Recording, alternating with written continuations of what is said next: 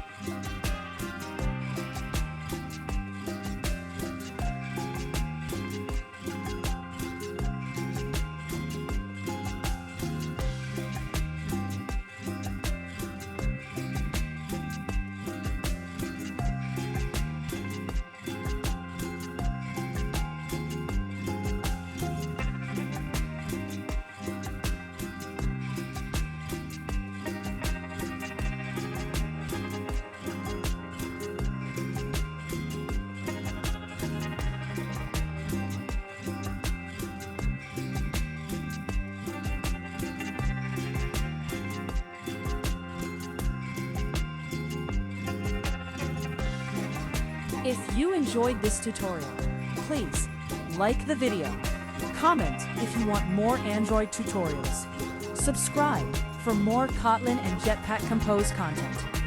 And if you want the full source code, check the link in the description. Thanks for watching, and I'll see you in the next video.